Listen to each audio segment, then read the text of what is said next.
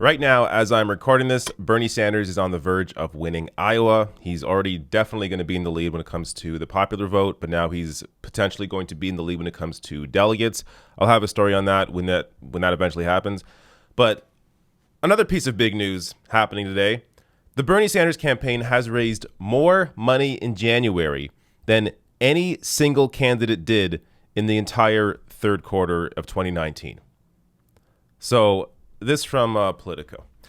Bernie Sanders' campaign announced Thursday it raised $25 million in January from nearly 650,000 people, a third of whom were new donors. That makes it his best fundraising month of the 2020 campaign, according to his team.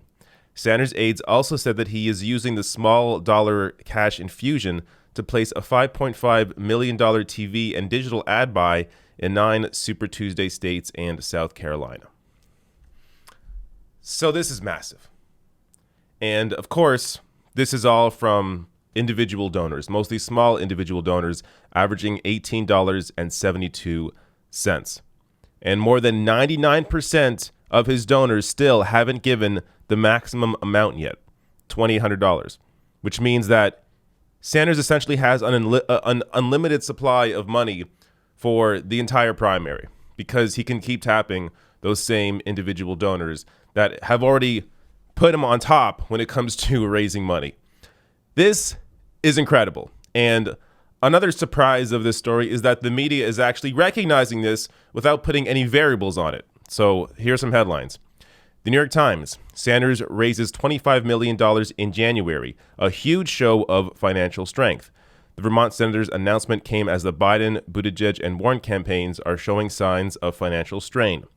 CNBC, Bernie Sanders raises a staggering $25 million in January to fuel Super Tuesday push. CNN, Bernie Sanders raised massive $25 million in the month of January.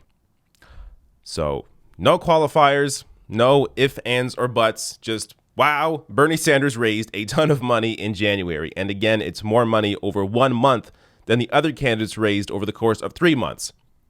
This is the movement, the grassroots support that will keep Bernie Sanders in this race until the very end. No other candidate has this.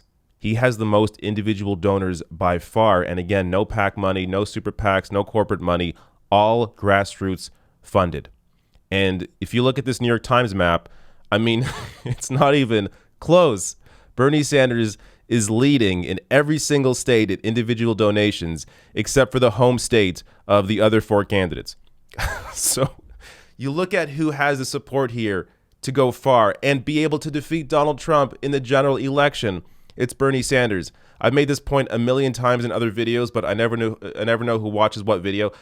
Bernie Sanders is the most electable candidate by far because he brings out young people. He brings out independents. He brings out working class people that did not vote in 2016. So the Democrats, the Democratic voters that voted in 2016 for Hillary Clinton against Donald Trump, those Democratic voters are going to come out in 2020 regardless of the candidate, regardless of who the Democratic nominee is. But the people you have to win are the people that did not come out in 2016. The young people, the independents, the working class voters that didn't come out for Hillary Clinton. Bernie Sanders has those people. That's his base. So, you know, the Joe Biden strategy of going for conservative voters or moderate voters that don't even exist, that's the Hillary Clinton strategy that she tried in 2016 and she lost. Why would it work this time? I mean, you have to question the media narrative. Whenever cable news is on television telling you, well, you need a moderate to win in the general election, why is it that Hillary lost? John Kerry, I mean, forget Hillary. John Kerry, go back to every single election where Democrats put up some kind of moderate. Hillary Clinton lost. John Kerry lost. Al Gore lost. You need somebody that has a bold message. You need somebody that is actually going to run a campaign that is for the people. So they always play these games of, oh, you need a moderate. Democrats got to put up a moderate. You got to reach out to those conservative voters.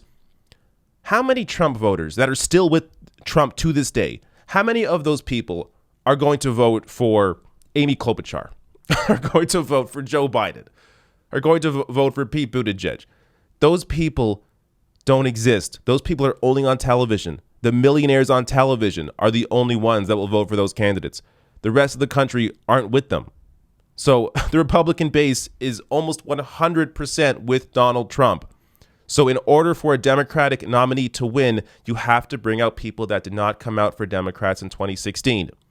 And that's where Bernie has his support, and that's what will continue to fuel him throughout the end of this primary and into the general election.